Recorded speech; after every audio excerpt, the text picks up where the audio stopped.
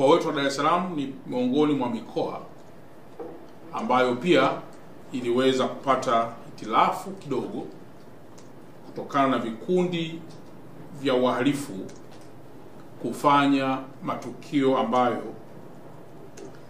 tunayakemea kwa sauti kubwa na tunayapinga kwa sauti kubwa sana, kwa sababu yana athari kubwa kwa wana Dar es Salaam.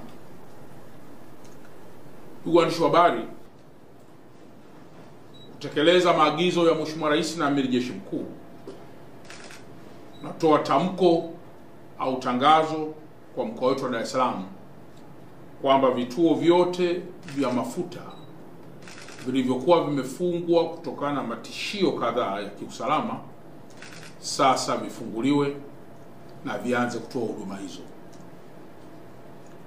na vyombo vya moto ama vyombo vya usafiri vyote navyo vihakikishe vinapata huduma katika vituo hivyo. Sambamba na hilo, tunaendelea kuonya mfumo wa uuzwaji wa mafuta katika vidumu, huku tukiamini kwamba mfumo huo ni mfumo ambao kwa asilimia kubwa hauna nia njema kwa taifa na kwa mkoa wetu kwa ujumla wake. Muuzaji wa mafuta wa aina yoyote ambaye itabainika kwamba anaendelea kuuza mafuta katika mfumo wa kwenye vidumu atachukuliwa hatua kali kwa mujibu wa sheria za nchi yetu na kwa mujibu wa sheria za EWURA. Sambamba na hili, tunamwelekeza EWURA kanda ya Mashariki kuita kikao mara moja na wamiliki wa vituo vya mafuta vyote katika mkoa wetu ili tuweze kupeana semina maalum kuhusu mfumo sahihi tena wa kuendelea kuuza mafuta usioleta athari katika mkoa wetu. Sambamba na hili, ndugu waandishi wa habari, katika mkoa wetu wa Dar es Salaam tuna mabasi yaendayo kwa kasi. Tuna DART na tuna UDART. Vituo vingi vya mwendo kasi vimeharibiwa, na kwa mantiki hiyo tunaendelea kuusitisha usafiri huu kwa njia ya Morogoro Road, yani BRT1, na tunaendelea pia kusitisha usafiri huu kwa njia ya Mbagala, yani BRT2. Kwa hiyo wale wote ambao walikuwa wanategemea mfumo huu wa usafiri, na naamini pia usafiri huu umekuwa ukiwasaidia watu wengi, tunausitisha mara moja. Jambo la kwanza, ili kufanya tathmini ya kina kuhusu uharibifu uliotokea. Jambo la pili, tunajua kwamba mifumo ya utukataji tiketi na mageti pia yameharibiwa, na kwa mantiki hiyo inatupasa tuwe na muda wa namna ya kuweza kurudisha hali hiyo kama ilivyokuwa. Tunawaagiza watu wa LATRA, wadau wa LATRA na watumishi wa LATRA ama mtendaji mkuu wa LATRA kutoa vibali vya muda mfupi kwa mabasi ya kawaida ili yaweze kutoa huduma katika njia hizi ambazo zilikuwa zinategemewa kwenye usafiri huu wa mwendokasi. Na jambo hili lifanyike mara moja ili kuongeza nguvu kidogo ya utoaji wa huduma mabasi kwa njia hii ya BRT1, yani ya Morogoro Road, na kwa hii njia nyingine ambayo nimeitaja hapo awali. Lakini jambo jingine la muhimu, mtakumbuka kwamba usafiri wa kwenda mikoani kupitia stendi ya Magufuli ama kuanzia stendi ya Magufuli nao ulisitishwa kwa muda. Na kwa mantiki hiyo, stendi ya Magufuli inaanza kufanya kazi rasmi haraka iwezekanavyo, na ikiwezekana leo saa 10 uongozi wa wilaya ya Ubungo kwa kushirikiana na vikosi vya kiusalama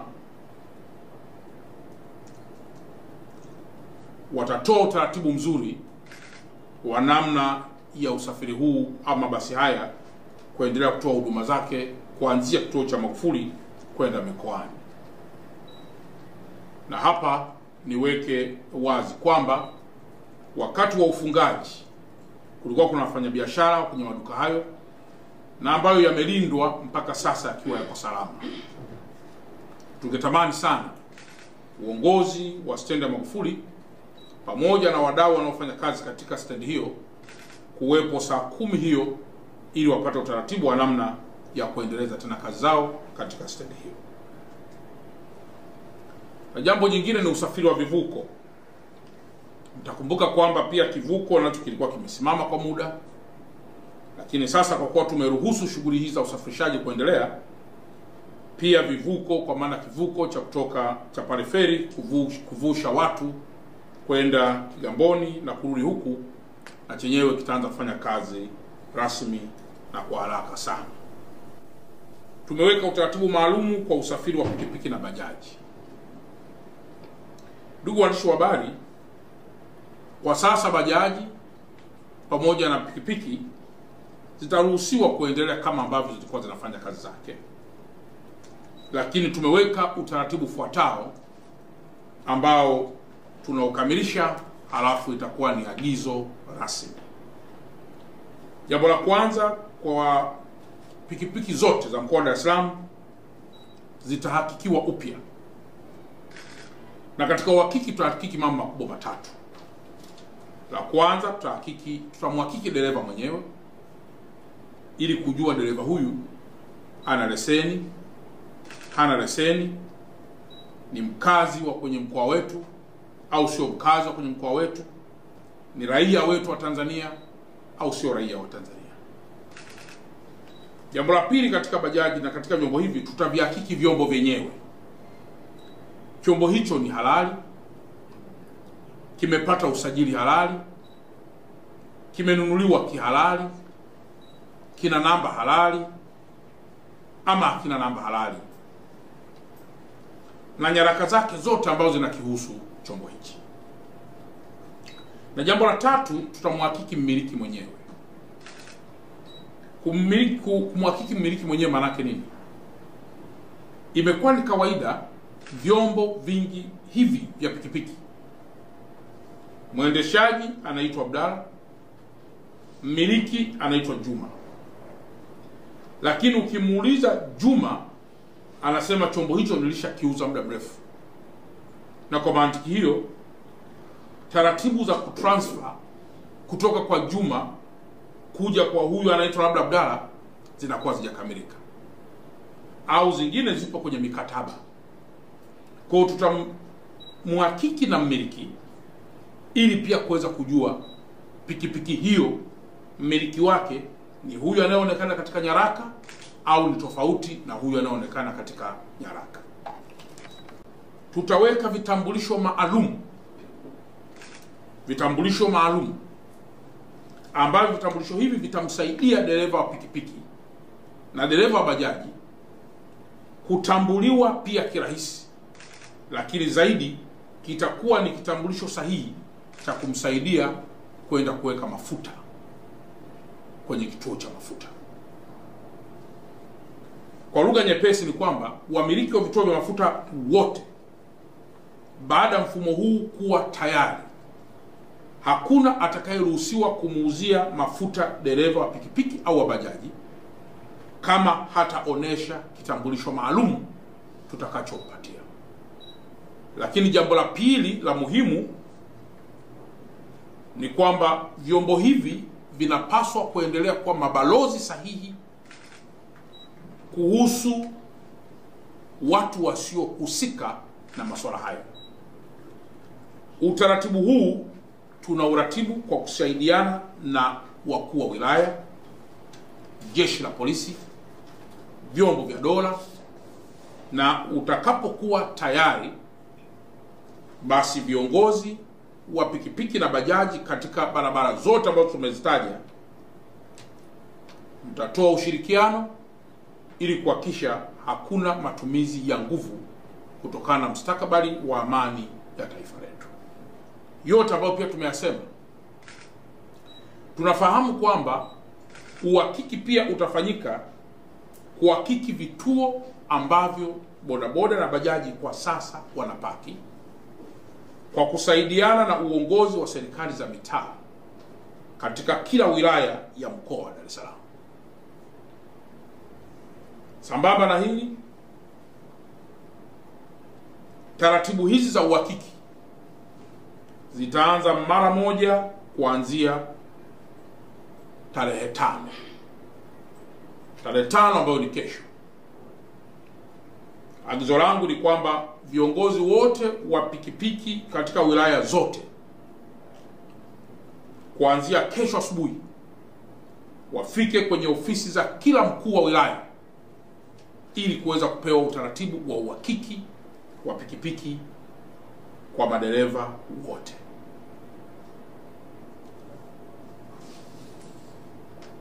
Pamoja na hili, ndugu zangu waandishi wa habari, imejitokeza pia tabia ya baadhi ya watu kupandisha bei za bidhaa, ambazo hizi zinatokana na faida ama kutumia changamoto tulionayo kupandisha bidhaa. Niwatangazie tu rasmi kwamba tumeruhusu malori kwa utaratibu maalum yaweze kuingiza chakula, lakini pia tumeruhusu malori ndani ya mkoa wetu yanayopakia bidhaa za kwenda mikoani, hasa mafuta, kuanza kufanya shughuli hizo kwenda mikoani. Wadau wote wa usafirishaji wa mafuta, na wadau wote wanaomiliki vituo vya mafuta, na kazia hapa kwa kuwaelekeza EWURA kuita kikao hicho mara moja, ambacho mimi mkuu wa mkoa nitakiongoza. Moja ni kuhakikishia usalama, lakini mbili, wao kuwa mabalozi wazuri wa usalama, lakini namba tatu, yatajadiliwa mengineyo kuhusu usalama wa biashara hizi kwa ujumla. Na kwa mantiki hiyo, wamiliki wa malori yanayosafirisha mafuta wa ndani ya mkoa wa Dar es Salaam, wamiliki wa vituo vya mafuta ndani ya mkoa wa Dar es Salaam, pamoja na wadau wa mafuta kwa ujumla wake ndani ya mkoa wa Dar es Salaam, nazungumzia mafuta petrol, diesel, pamoja na mafuta mengineyo yanayowekwa katika vyombo vya usafiri. Wote hawa tutakutana katika kikao cha pamoja, ambacho EWURA watatoa utaratibu wa namna ya kikao hiki na wapi kikao hiki kitafanyika. Serikali ya Jamhuri ya Muungano wa Tanzania ndani ya mkoa wetu wa Dar es Salaam inaendelea kufanya tathmini za haraka zilizotokana na rapsha hizi ambazo nimekushazitaja, ikiwa ni pamoja na uharibifu wa mali za umma, mali za watu binafsi, pamoja na mengineyo. Athari hizi zitakapokuwa tayari zimekwisha fanyiwa uchambuzi wa kutosha, waandishi wa habari tutaitana tena ili tuweze kupeana kile kilichojiri na njia zaidi za kuendelea kulinda mji wetu. Nihitimishe tena kwa kusema, Mheshimiwa Rais wa Jamhuri ya Muungano wa Tanzania na Amiri Jeshi Mkuu amekwisha tuelekeza tuhakikishe miji yetu inarudi kama ilivyokuwa awali. Katibu Mkuu kiongozi wetu amekuwa pia akitoa tangazo la mara kwa mara kuhusu kazi za kiutumishi na kazi za kiserikali.